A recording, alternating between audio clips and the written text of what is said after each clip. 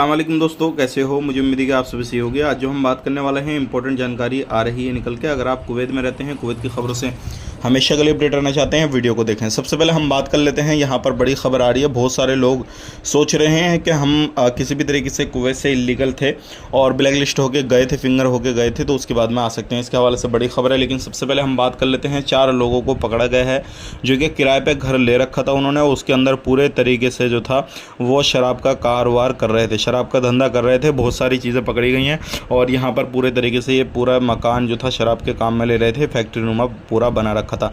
बात कर लेते हैं यहाँ पे, अगर आप कोई भी फील्ड में काम कर रहे हैं किसी भी तरीके से और आपको वर्दी दे रखी है, तो आप वर्दी ही पहन के काम काज करें। अभी इस तरीके का एक वीडियो वायरल हो रहा है जिसके अंदर कोई भी बंदा इस तरीके से काम करता हुआ पाया गया जो कि वो वर्दी का नहीं पहना हुआ है, चाहे वो बल्दिया काम करे, दूसरी कंपनियों में काम करें, कहीं पर भी, तो उसके ऊपर एक्शन लिया जा सकता है।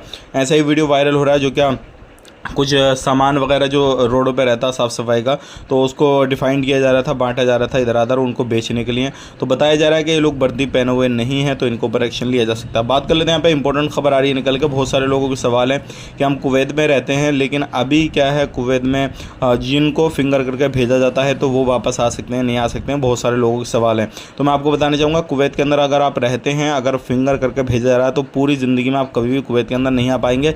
5 साल 10 साल के बाद में कभी नहीं आएंगे। अगर जो बंदे इस तरीके से आ जाते हैं तो जैसे ही वो पकड़े जाएंगे तो उनके ऊपर कानूनी कार्रवाई की जाएगी। ध्यान रखिएगा इस चीज़ का। ये थी इंपॉर्टेंट इन्फॉर्मेशन जो कि आप तक पहुंचा दी। वीडियो अच्छा लाइक करें, शेयर करें। आप अपना ख्याल, अपनी फैमिली वालों ख्याल, टेक केयर, बाय बाय।